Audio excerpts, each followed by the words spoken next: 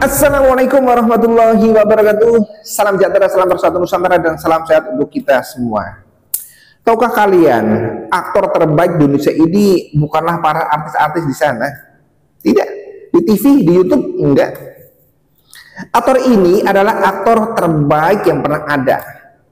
Ya, bahkan dari intelijen, sekelas James Bond pun itu tidak lebih baik dari dia.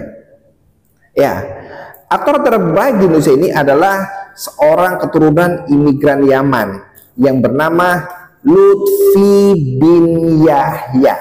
Ya, dia ini adalah aktor pemeran terbaik di Indonesia. Assalamualaikum warahmatullahi wabarakatuh. Selamat datang guys di channel Diam Saudara.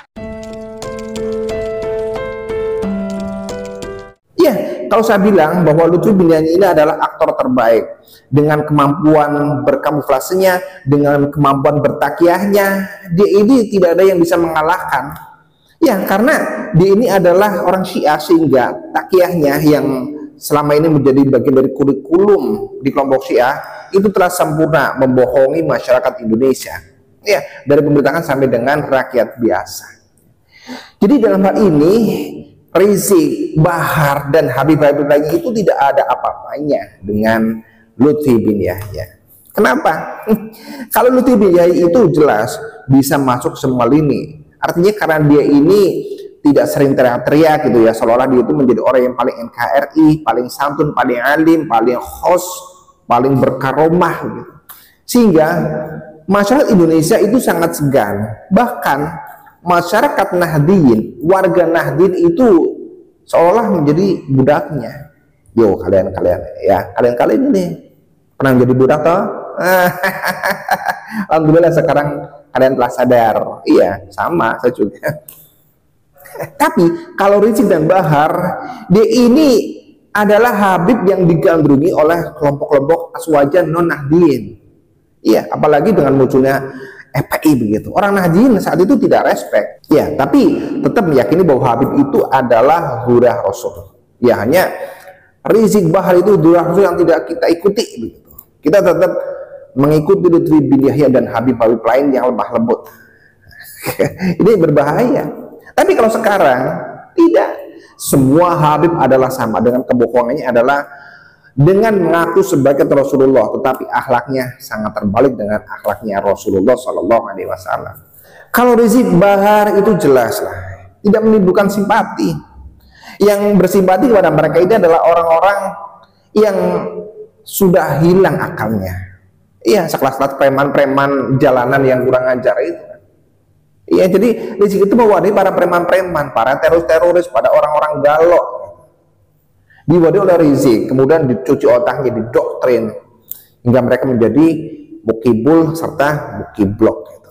Beda kalau Lutfi bin Yahya, tidak hanya masyarakat Indonesia saja, tetapi para pejabat, mulai dari presiden sampai dengan ketua RT barangkali, itu meyakini bahwa Habib Lutfi adalah seorang yang alim, seorang yang luar biasa, seorang yang mungkin makom derajatnya itu sudah makom wali. Orang-orang kos mempunyai gerumah yang luar biasa. Kalau kita mau suudzon, kalau kita mau yang ngomong yang tidak baik terhadap Lutfi bin Yahya itu takut kualat, takut dia dengar gitu. Wah, luar biasa kan. Tapi walaupun saya pernah jadi muhibbin ya, tapi nggak sempat jadi mukiblok sih, nggak sempat sih.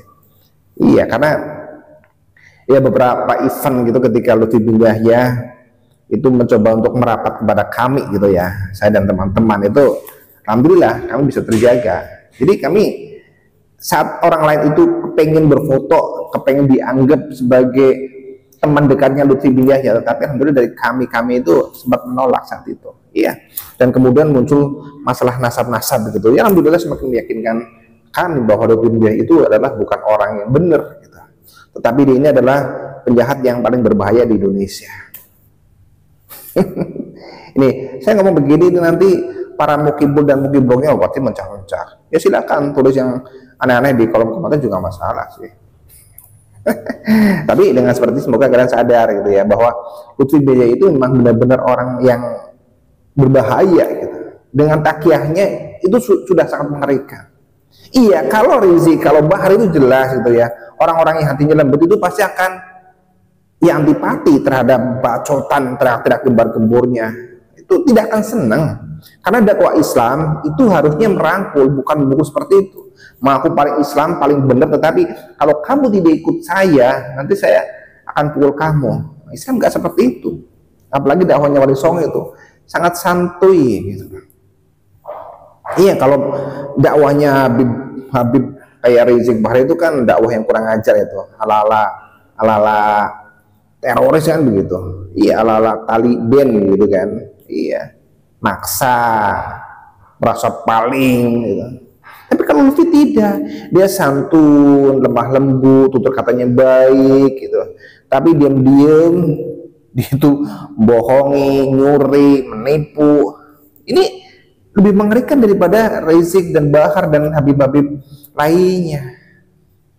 Dan dari kalian ada yang tahu nggak sekarang Lutfi itu di mana? Terakhir kabar yang saya terima itu bahwa Lutfi bin Yahya sering mondar-mandir dari Pekalongan ke Jakarta. Bahkan acara Kansus Sholawat setiap malam Jumat Kliwon itu sudah sepi. Bahkan mungkin sekarang ditiadakan. Ya karena masyarakat Indonesia, wabillahi khusus masyarakat Pekalongan itu sudah paham tentang kebohongan-kebohongan Lutfi bin Yahya. Kalau memang dia ini benar gitu posisinya ya, harusnya tetap ngeyel gitu loh, tetap berani debat, berani perang dengan pribumi. Nyatanya dia malah kabur gitu kan, bolak-balik dari Pekalongan ke Jakarta. Dan beberapa video itu terlihat bahwa Lutfi bin Yahya dengan Rizik, dengan Bahar, dengan para Habib di Robiqah Alawiyah itu sering berkomunikasi. Ya mungkin sedang mengatur strategi gitu, bagaimana caranya untuk melawan para pribumi yang jelas-jelas sedang menjaga marwah Rasulullah dengan bergantian Klan Ba'alwi. Jadi dalam hal ini terlihat bahwa Lutfi bin Yahya itu yang selama ini dianggap sebagai orang yang santuy, sebagai orang yang ramah, alim, bergaromah, sekelas wali itu, ketika dengan komunitasnya ya sudah, mereka adalah satu kandang gitu. Satu kandang. Jadi nggak ada Habib yang lemah lembut, tidak ada Habib yang kasar. Semuanya sama saja. Sama saja apa? Kurang ajar. Iya, mereka tetap ngair, tetap kekeh, meyakini bahwa mereka ini adalah durah Rasulullah yang harus diikuti setiap kata-katanya, setiap ucapannya, setiap permintaannya. Tapi alhamdulillah dengan seperti ini ya, kita jadi tahu nih, para muhibin, para mukibul itu sekarang sudah banyak yang tahu bahwa kebohongan Habib Lutfi itu benar-benar nyata. Iya, benar-benar nyata. Ya hanya segelintir orang gitu ya, dari PBNU, kemudian dari para pejabat, tokoh-tokoh itu ya tidak sebanyak awal-awal, tidak sebanyak yang dulu. Mereka sudah semakin sadar, sudah semakin paham. Ya kecuali mereka orang-orang, walaupun kiai sekalipun, ketika mata hatinya sudah tertutup ya tidak akan pernah melihat siapa orang-orang yang berpura-pura menjadi orang baik. Siapa Habib Ba'alwi tersebut? Iya. Jadi percuma kalau saya bilang kiai-kiai itu ya sudah mondok lama, sudah hafal kitab-kitab itu, tetapi ketika marwah Rasulullah itu diacak-acak, diaku-aku oleh orang, oleh sekelompok, tetapi tidak peka, tetap meyakini. Kalau orang cerdas, ya, kalau seorang alim, ya, seorang ulama, itu harusnya, oh iya, ini ada jalan nih. Kalau memang Habib Ba'alwi itu adalah Rasul, ya, tidak ada salahnya kok. Bahkan ini wajib kita mencari tahu buktinya kepada orang-orang yang mau sebagai durah Rasulullah. Karena dari berbagai sisi, dari ilmu filologi, ilmu DNA, dari sikap-sikap itu ya perlu kita pertanyakan. Kalau mereka bisa membuat hujah gitu ya kita balik lagi untuk menjadi muhibbin. Tapi selama mereka tidak bisa menunjukkan, tidak bisa meyakinkan kita, tidak bisa memberikan hujah, ya sudah, fix bahwa mereka ini bukanlah durah Rasulullah, dan tentunya harus kita lawan. Karena selain merusak marwah Rasulullah, tentunya mereka ini sedang merusak Nusantara. Banyak buktinya. Jadi kalau ada mukiblok itu dari kalangan pejabat sampai dengan orang-orang bawah, saya katakan ini tetap menjadi orang yang goblok. Bahkan ketika kalian masih ngeyel, semoga kalian tetap menjadi muhibbin, mukibul dan mukiblok ila yaumil qiyamah. Ya, jadi nanti bisa di kolom komentar ya, Lutfidia itu ada di mana sih? Kita kangen sebetulnya. Kita kangen melihat wajah-wajah yang sedang galau gitu. Iya, ketika dia sudah ditinggal oleh istrinya, kemudian dia menikah lagi, sekarang mungkin sedang asik dengan istri mudanya. Gitu.